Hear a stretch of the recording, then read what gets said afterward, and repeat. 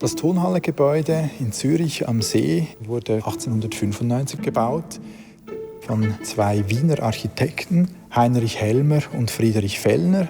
Dieser Bau hatte eine ganz klare Referenz und das war der Palais du Trocadero in Paris.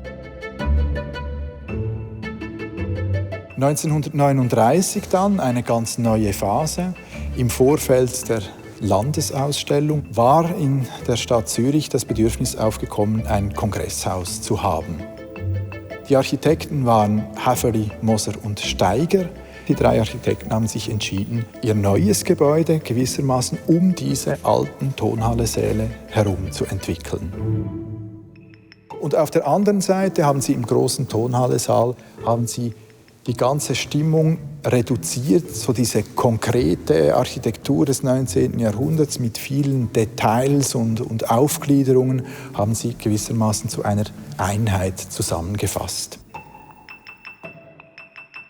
Das Gebäude der Tonhallen des Kongresshauses besteht also quasi aus zwei Epochen, aus diesen Bauteilen von 1895 und denjenigen von 1939. Es sind zwei Baustile, die sich wirklich vereint haben.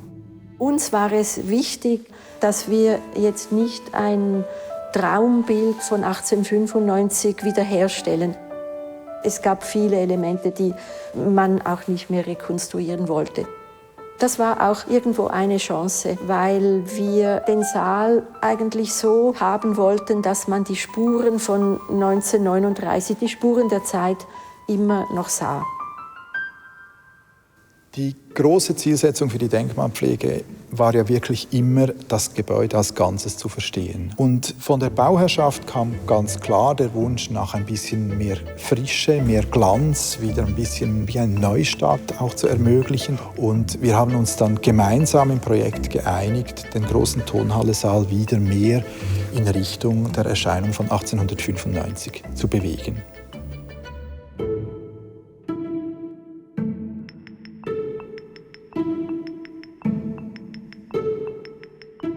Grundsätzlich hat man eine Annäherung an 1895 versucht.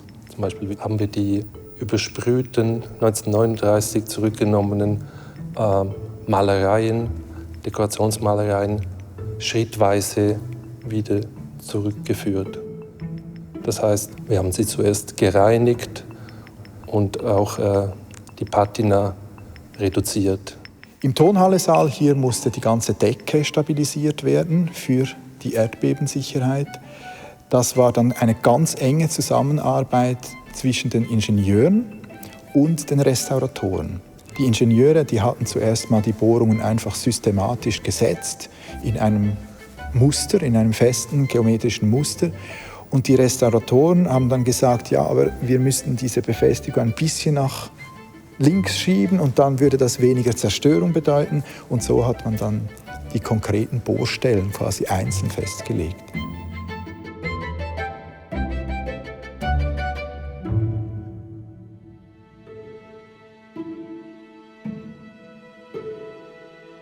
Im Zentrum steht die Erhaltung der Substanz. Das heißt, Malschichten wurden gesichert, was sich abgelöst hat, wurde wieder fixiert. Stuckaturen wurden abgebrochene, wurden zum Beispiel wieder ergänzt, bis zu einem Grad, der sie wieder mit der restlichen Oberfläche verbinden ließ optisch.